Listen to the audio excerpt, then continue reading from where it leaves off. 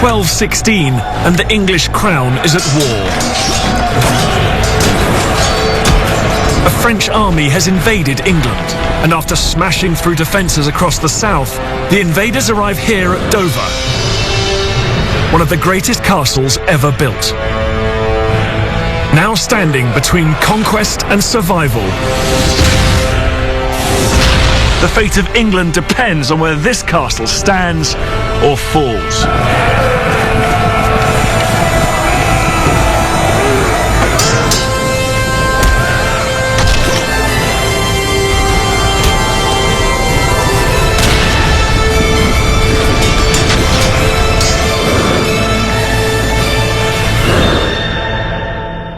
For 1,000 years, castles have dominated the landscape and everything around them. I'm Dan Snow, and together we're going to explore the sites of some of the greatest sieges of the Middle Ages. The very moment when the fates of empires hung on castle walls. This is Battle Castle.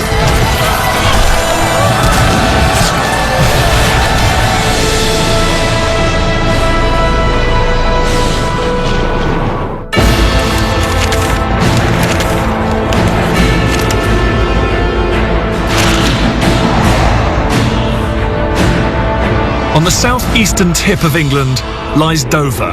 A castle here still guards the shortest crossing between the United Kingdom and modern-day France. In the early 13th century, England is on the brink of disaster. The English King John is one of the most unpopular in history. A group of disgruntled barons invites Louis, the son of the French king, to invade England and seize the throne. By July, his invading forces effectively control much of the southeast.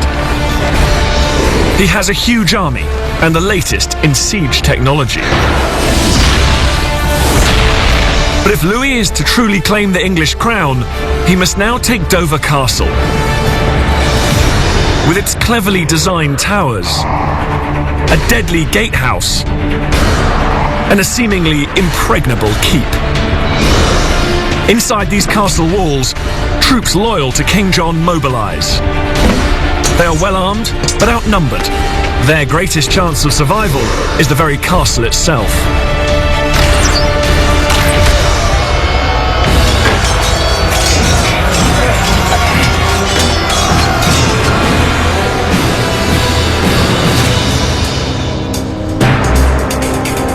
The story of Dover Castle begins in 1179, at a time when England controls large parts of modern-day France. Though the English and French are not formally at war, their relationship is tense. In England, King Henry II is on the throne. He is determined to protect his country and assert his strength. He will build or upgrade dozens of castles during his reign. But the one closest to Europe will be the greatest of them all. A message to any would-be attacker: the English will not be conquered. The site chosen is an ideal location for a castle, set high overlooking the sea. It is flanked by steep slopes on the east and west sides. To the south, jagged chalk cliffs stretch down to the water. The castle will have a magnificent keep for the king at its heart. And eventually surrounded with not one, but 2 layers of defensive walls. Visible to ships passing up and down the channel and visitors arriving here at Dover, this was designed to intimidate as well as impress. And to build it, he chose the finest engineer in the land, Maurice. Details of where this man was born, or how old he was, are lost to us. We do know that Henry paid him an impressive wage. 8 pence per day, rising to a shilling, more than 6 times that of an average craftsman. In return, Maurice must provide the king with a castle that serves 2 vastly different functions. In times of peace, Dover needs to act as a luxurious, welcoming palace. But in times of war, it must be strong enough to defend an empire. Maurice's first challenge is to source building materials to shape this castle. It's a major problem. The ground beneath Dover is a bed of chalk. It's a very soft rock. It's completely unsuitable for building. It's fractures in your hand. Maurice needed to find a far more suitable kind of stone, and lots of it, if he was to fulfill his mighty vision. So Maurice gathers rock for building from across Henry's vast empire. From down here, you get a great sense of all the different kinds of stone that are being used in the construction. You got flint right from this local area. You got Kentish ragstone, this darker stone here, just brought from up the coast of Kent. Very, very hard. It was used until the 19th century to make roads.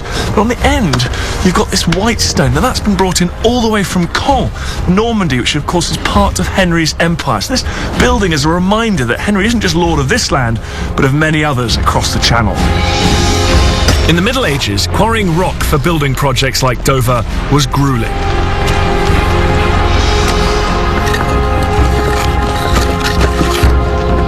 I've come here to Guédelon, a castle in France being constructed using only medieval techniques, to learn how it was done. This is where the very important work of cutting these big boulders into useful shapes occurs. And you can see these guys here are just fashioning them so they can be slotted into the walls of the castle. What they've done on this one is cut against the grain. You can see they've bashed these little wedges in here and hacked a bit off. And over here, they're going with the grain, try and create usable chunks. These guys have been doing this for years. Apparently you can read a rock like a book. You've got to know exactly which way the chunk is going to fall when you hit it in certain places. Where do you want me to go? You are ready. Oui, merci. Imagine. Okay. This line. Yeah. You put here and listen the chief. Listen to the chief, okay. Stone extracted at Guédelon serves different functions. Blocks with smooth surfaces are destined to form the castle's walls. Rubble is used as a filler. It's very precise work, this. I thought it would just be brute force, but actually it's very carefully working the seams here, reading the rock.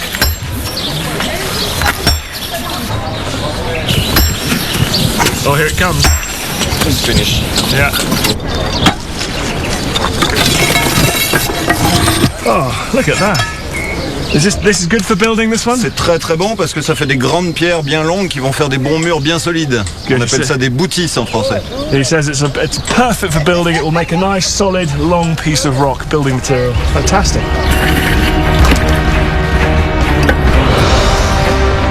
Back in the Middle Ages, the king's workers would quarry and transport tons of rock.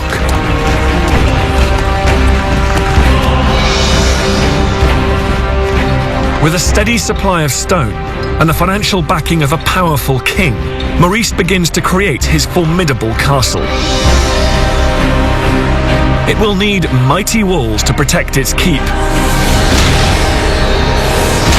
because the ambition of a future prince will bring a foreign army to the gates of Dover Castle.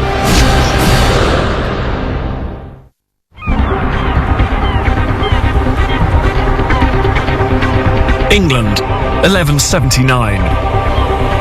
Here on the white cliffs above Dover, King Henry II is building a spectacular new castle. It is a statement of his power and majesty. To fulfill his ambition, Henry has appointed Maurice, England's finest engineer. He masterminds many of the features that make Dover such an impressive and awe-inspiring castle. To protect the keep, Maurice builds a wall.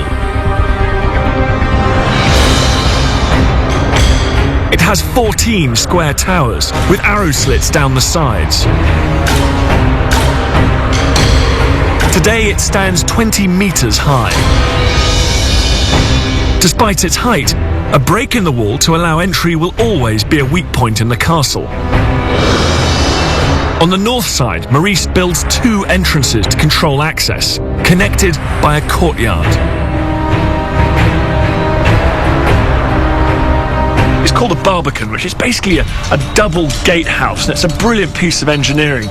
If an enemy force manages to get up this narrow causeway here, across this big ditch with its drawbridge and its gates here, it finds itself not inside the inner wall, but in a in-between chamber, surrounded by walls on either side, which would be then turned into a killing field, with archers and men-at-arms throwing down projectiles and crossbow bolts and arrows from 360 degrees. To make matters worse, to get into the inner wall proper, they have to take this terrible zigzag, exposing themselves to the walls above and making any use of a battering ram impossible because they can't maneuver it round these corners. This double gatehouse makes attacking the castle a grim prospect.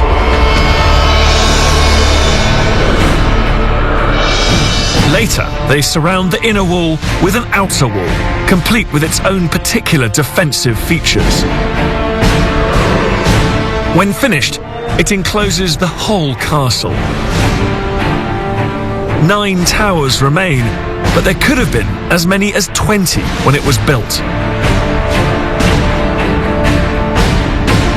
On the northeast side sits Dover's most unusual structure.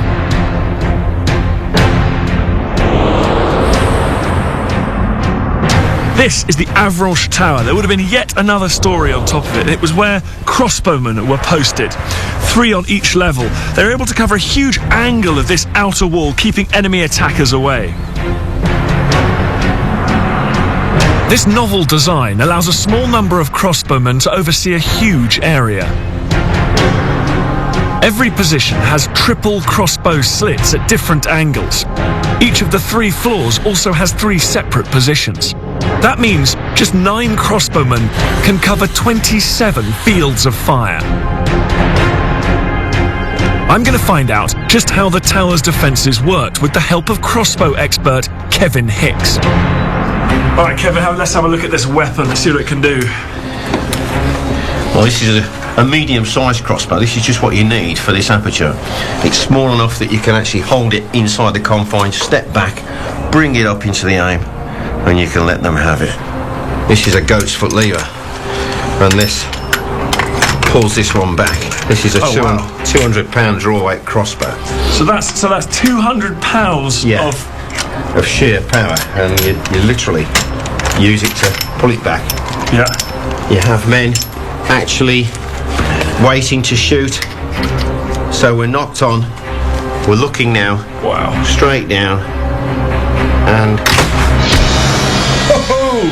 So in this tower here, we'd had 3 stories of guys doing this, and you say at each of these sets there might be more than one guy, so they're taking turns, reloading, shooting. Yeah, you'd have had guys, literally, they're standing by with the loaded crossbow, step up, put the bolt on, away they go. You'll have guys down there sorting out the bolts. Some of these castles, they had 500,000 crossbow bolts stored in boxes, cupboards, the whole business. It was a production line. Can I have a go? Yeah, right. Yeah, thank you. It's just like a rifle to shoot. You hold it into your shoulder, bring it up into the air, look over the top.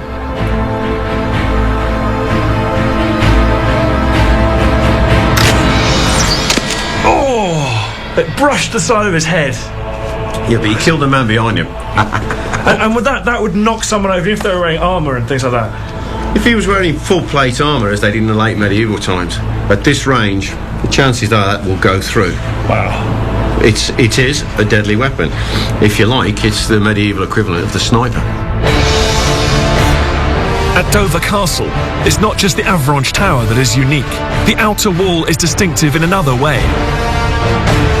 It's testament to a major advancement in military engineering, evident here at Dover. This wall took around 30 years to build, and you can tell that by looking at the towers. The square tower there is older. By the time the wall had been finished, there had been a revolution in tower building, and that one there is round. In the late 12th century, castle builders discovered that rounded towers resisted a siege technique called undermining.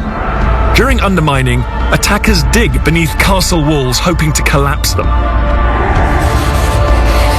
In a square tower, miners can target the corners. The rounded walls distribute their weight differently and are harder to collapse. It is also believed that rounded towers are better at deflecting shots hurled by siege engines. In the Middle Ages, siege engines were one of the biggest threats. Any attacking army would be likely to have weapons like the Perrier. I come to Caerphilly Castle in Wales, where they have a working Perrier, and I need some proper headwear for this. So we're going to be launching some projectiles. How you doing, Malcolm? Morning, Dan. Good to see you, buddy. And you? So You now, right? what's the point of this weapon here? Well, this is what you see here, Dan. It's a good war machine. It's a Perrier.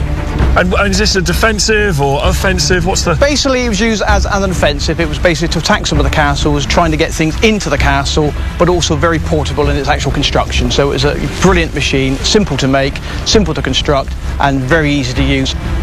So even an inexperienced idiot like me could use it? Absolutely, Dan. We'll put you on the front with the rest of the siege crew, pull that rope, and launch that rock into the moat. The Perrier is powered by muscle.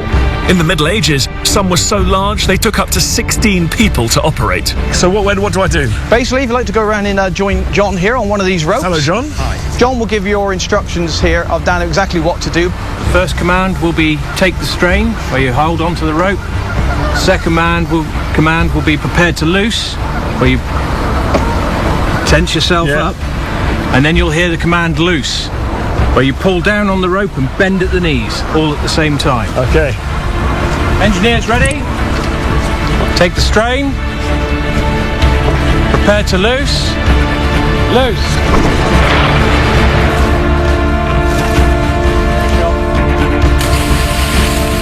The Perrier usually has a maximum range of 150 metres, so it has to be positioned relatively close to the castle.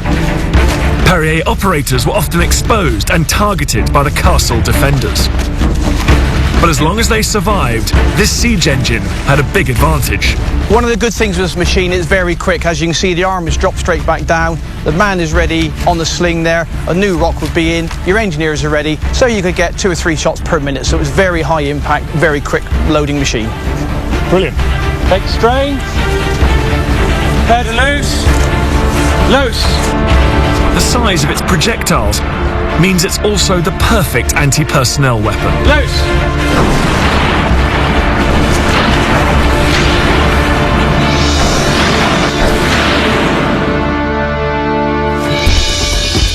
Within the outer and inner walls is the heart of the castle, its keep.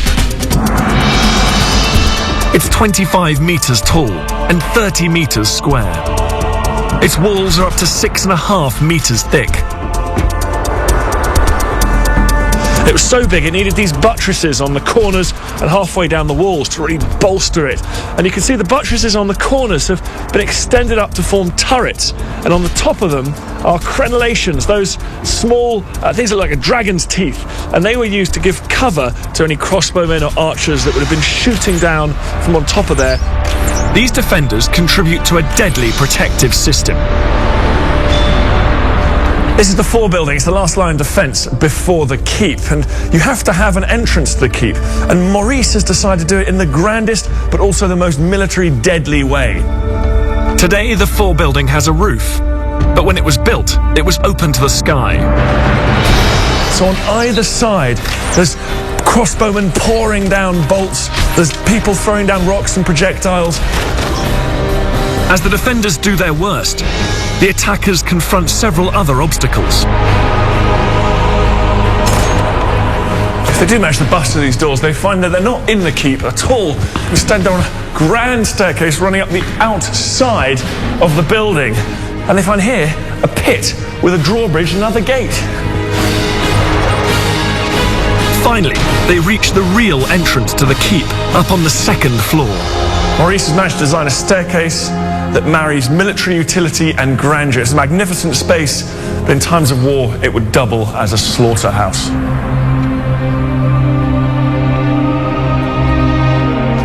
And for King Henry, Maurice makes sure the keep is as welcoming as it is intimidating. This is the Great Hall at Dover Castle, set up as a throne room as it would have been for a visit by Henry II. And in this period, the focus of power and government was actually wherever the king and his court was at the time. As a result, when the king was here at Dover, this was the centre of his empire.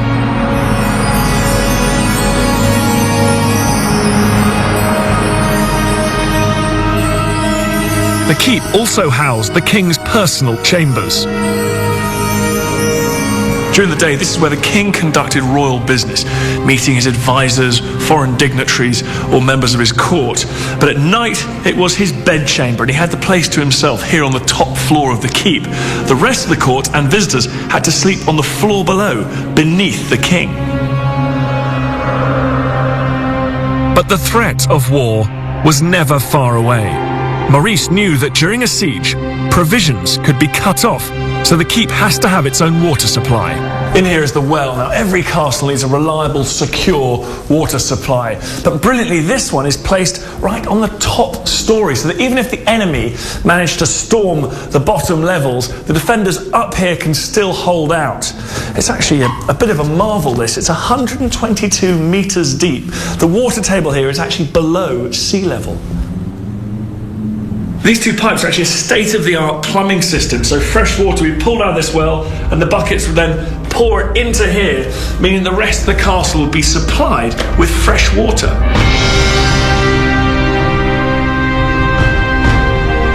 And today, this massive keep is just as impressive as it was when it was built. It's Maurice's masterpiece, designed to intimidate the surrounding countryside, ships sailing up and down the channel, designed to reinforce the fact that Maurice's Lord Henry II was the most powerful monarch of Western Europe. And it's the last and the most expensive square royal keep built in England, and as such, it's the ultimate example. Once complete, the keep, its surrounding walls and defensive towers combine to form a magnificent defensive system. The first concentric castle in Western Europe is born. Maurice's vision is realised. Dover is fit to impress a king and protect an empire. But this castle is about to be challenged. Across the Channel, an army is assembling. It's led by a French prince who is determined to invade England and claim the throne for himself.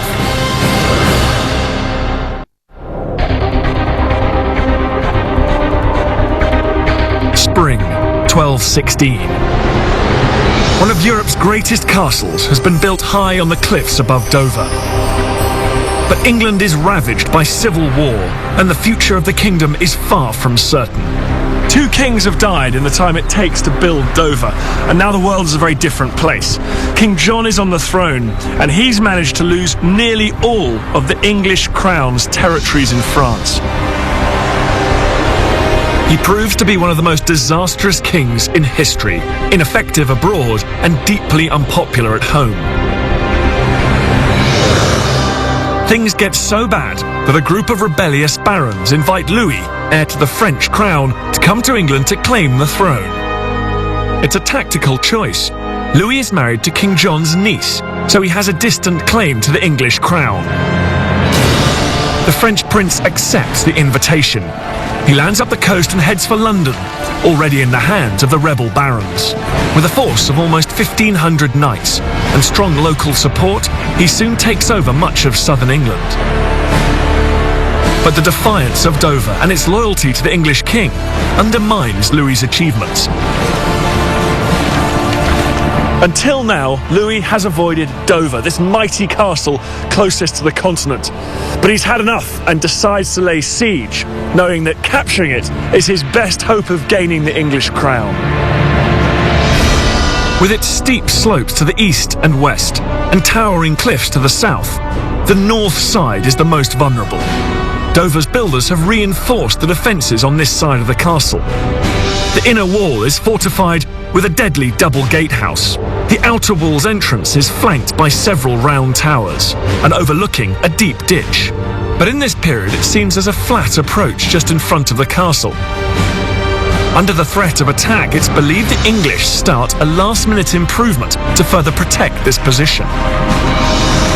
They raise a defensive wooden structure called a palisade. This fortification creates another layer of defense between the attackers and the keep. Inside the castle, the garrison prepares for an attack. Weapons are repaired and new ones readied. Making these items requires a blacksmith. I find out more about how they worked at Gedlong.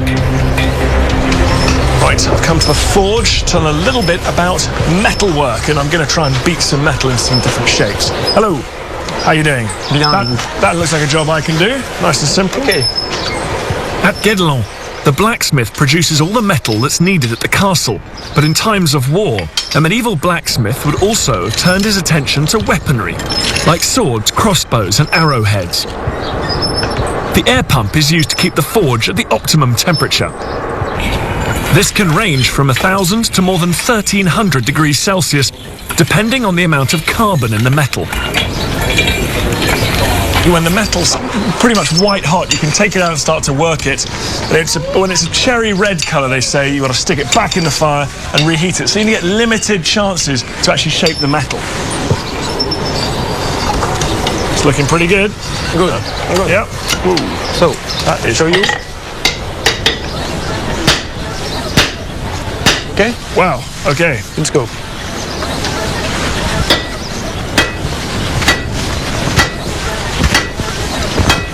It's still nice and hot there, so it's moving. It's amazing how quickly it cools down.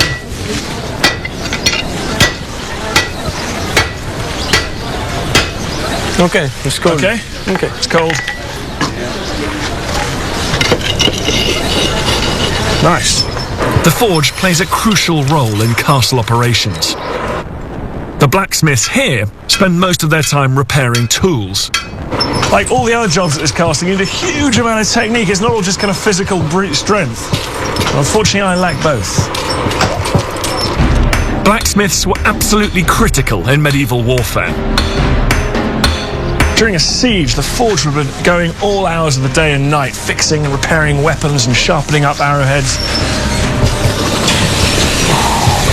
I can imagine half the time they'd be working harder than the warriors.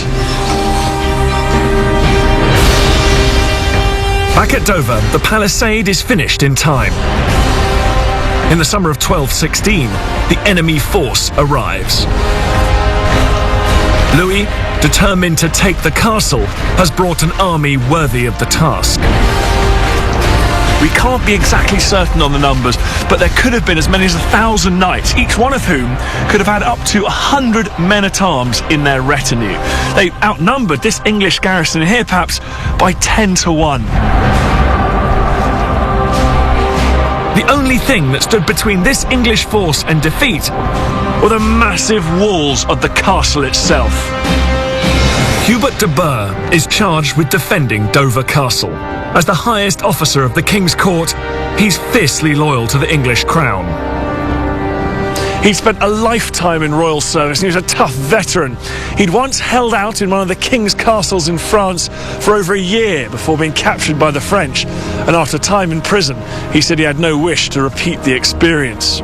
He told his men that he'd rather die than surrender this castle. As Louis ravages southern England, de Burgh makes sure that Dover is ready. He brings in munitions and wood for construction and repairs. Inside the storerooms, food is stockpiled to feed the garrison during the impending siege. Outside the castle walls, Louis prepares to attack. The French are very, very experienced. They've conducted many, many sieges, and they look at Dover and immediately realise this is the place they need to attack if they're going to have any chance of success. The rest of the castle is surrounded by cliffs that go straight down to the sea, sometimes hundreds of feet. Here, there's some high ground here. They know that if they set their encampment up here, they can put their siege engines, they can put their archers here, and then they can throw projectiles and they can shoot arrows into this castle. So they begin operations here.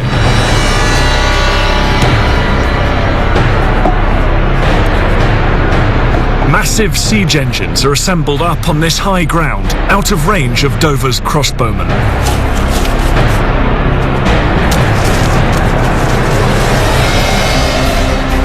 Then, in late July, the attack on Dover finally begins. Siege engines like the Perrier target the garrison manning the palisade, while others take aim at the castle. The English open fire on any troops that dare leave the French camp to approach the castle walls.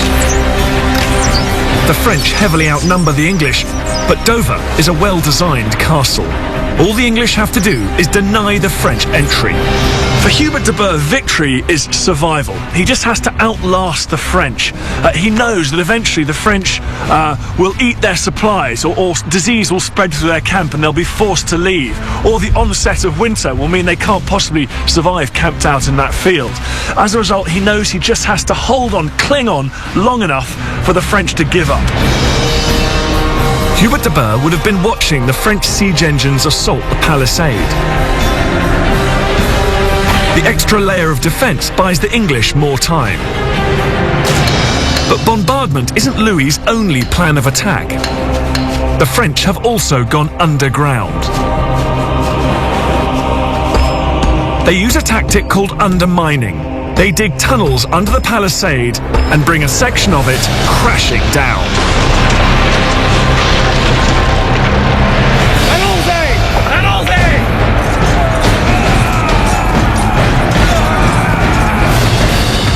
The French pour through the gap in the palisade.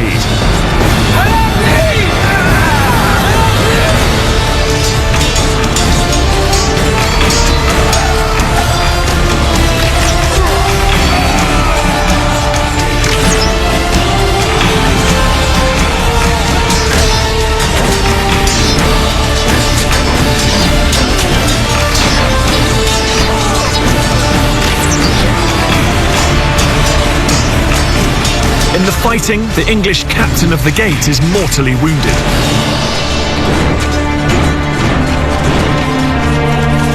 Unable to repel the French attack, the English retreat inside the walls of the castle. The first of Dover's defences has fallen.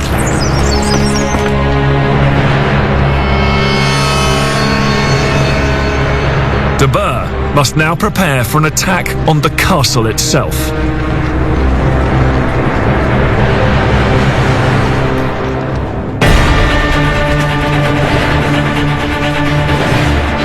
Now that he controls the palisade, Louis's forces advance.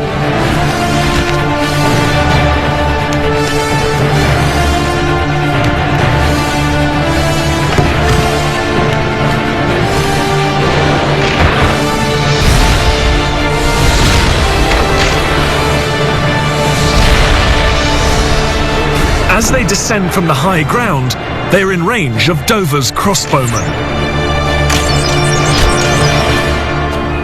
Right, so we come to a much more open space now and get a real sense of the range of this weapon. There's a target way down there. That's got to be 80 metres away. You're not going to hit that, are you? I think we might. OK, let's go. There's a big crosswind as well. This is great, because this is actually the outer wall where the English crossbowmen would have been shooting down at the French from here. It's incredible. Now, we're going to have to work together now. Can you hold that? Yeah. Now, when I actually aim and release, I can't see where the bolt actually goes.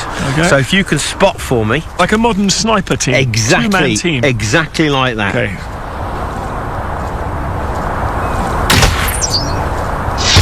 Oh, nice. You got him right in the chest. He's dead. You can just see how accurate and deadly these things would be shot from up here on this wall. Absolute killer, isn't it? It's easy to imagine how intimidating the crossbowmen must have been when shooting from the castle walls. Standing here, it becomes very clear why the French were so unwilling to send their men forward in futile attacks against this massive castle wall. Instead, of course, it made sense to repeat a tactic that had worked for them before, sending their miners underground to burrow into this chalky soil and bring these walls crashing down from below. This time, their target is the gate in the outer wall. An opening in a wall is an inherent weakness, and it's the logical place for French miners to attack. In 1216, the gate that the French miners targeted was positioned here. Bringing down this wall would be considerably harder than collapsing a wooden palisade. Wow, from Structural engineer Bill Harvey tells me more. these massive... How hard is it to bring one of these towers down? It's really very hard because it's part of a big structure and the walls around it are going to try and hold it back. So you've got to make absolutely sure the whole thing comes and brings the wall behind with it, otherwise you don't get in. So if you're an engineer, how would you go about assaulting this wall? How do you go about tunnelling under it? You have to go right under the foundation, remove it completely over about 2/3 to 3/4 of the width, supporting it on wooden props while you do it, and then you burn the props out and the thing tips and you hope it goes. With the walls thought to be many metres thick, it was a massive job. And how quickly would that tunnel be able to advance into this massive cliff?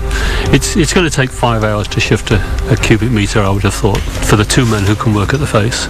And you've got a 2 square metre, so every metre along the tunnel is going to take you 10 hours of work.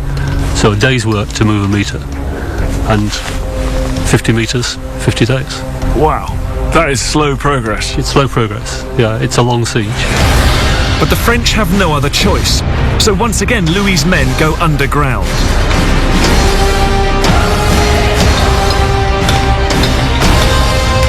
They must succeed in conquering Dover Castle's defiant walls if Louis is to succeed in his mission to take the English crown.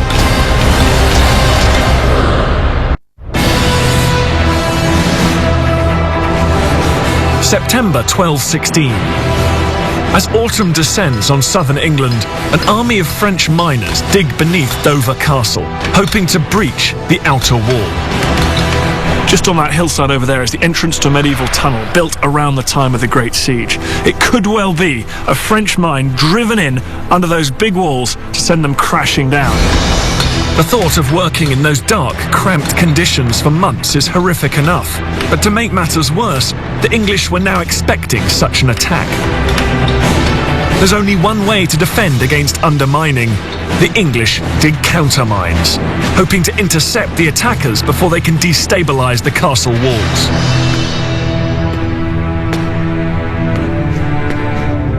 A really interesting thing about this section here is that it looks like this could be a French tunnel coming in here under these walls, an English counter tunnel coming uphill up here, and you can see these pickaxe marks here in the walls. There's 1, 2, 3 here, and it implies they were working this way. So this could have been the scene of ferocious hand-to-hand fighting in these close quarters.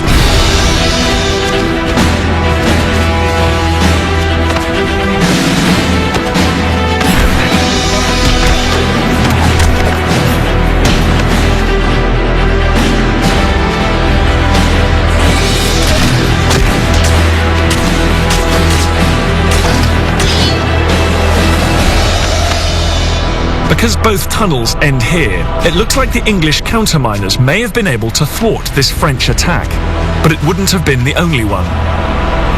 Prince Louis knows that undermining is his best chance of taking Dover, so it's likely that he sends multiple teams underground in the hope that at least one will succeed.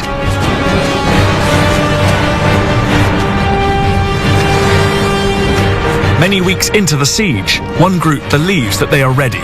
The miners spread animal fat on the timbers. When set alight, it will accelerate the spread of the flames.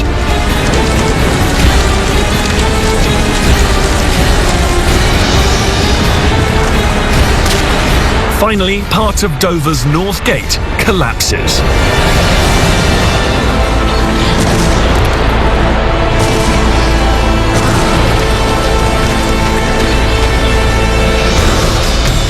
For the first time, the French have penetrated the walls of Dover Castle. At stake are the men's lives, the survival of the castle, and the very fate of England herself.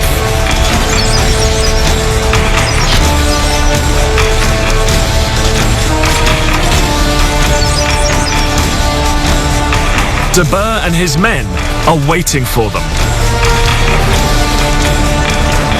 On this very spot, there is the most ferocious hand-to-hand fighting as the French come through here where there's a breach in the wall, clambering over the fallen bodies of their comrades. The English unleash a hail of missiles and crossbow bolts from the walls around here down on their heads. And down here, there follows hand-to-hand fighting of the most ferocious kind. Men standing shoulder to shoulder in the shield wall, hammering each other with battle axes, swords, and daggers. This becomes a killing zone.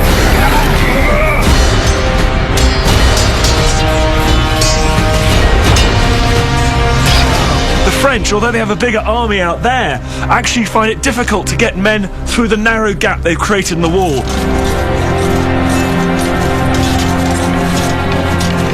Louis's troops throw everything into this desperate battle to maintain their foothold inside Dover Castle. The English are fighting equally hard to drive them out. Both sides know this is the pivotal moment of the siege. But the castle's walls are proving decisive.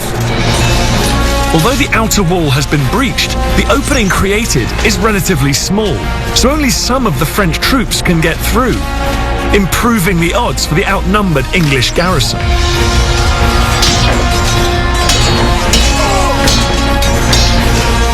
Metre by metre, the English push the French back through the break in the wall.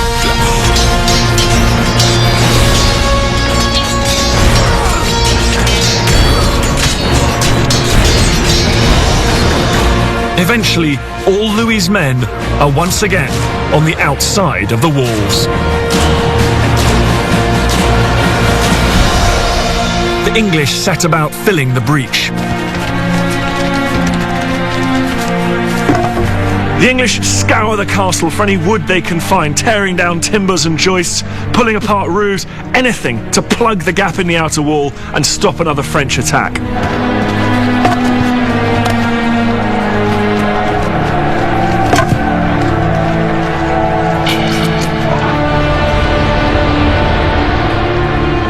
The wall is once again secure, and the French are back where they started.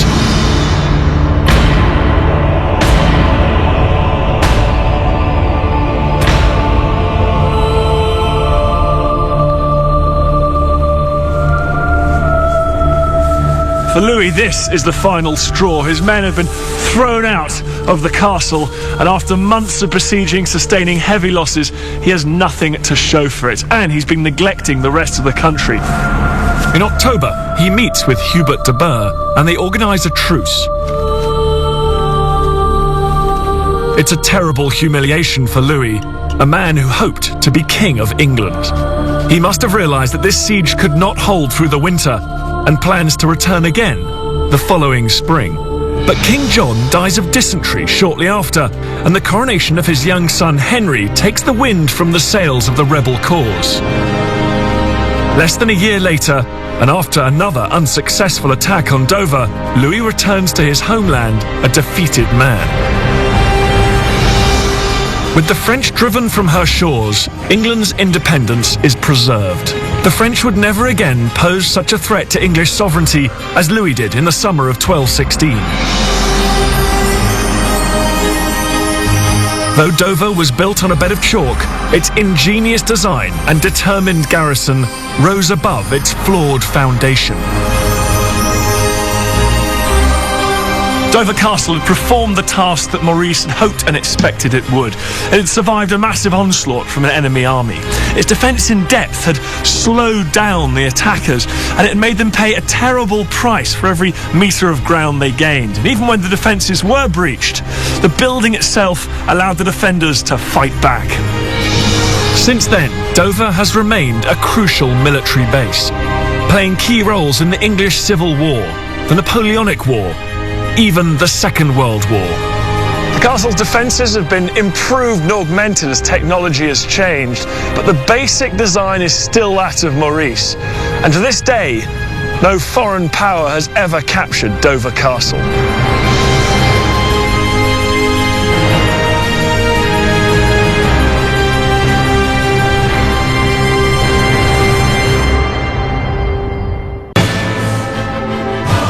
Dan Snow has written a book to accompany the series. To read extracts from it, follow the Battle Castle links at discoveryuk.com. Next tonight though, it's George Cross Heroes.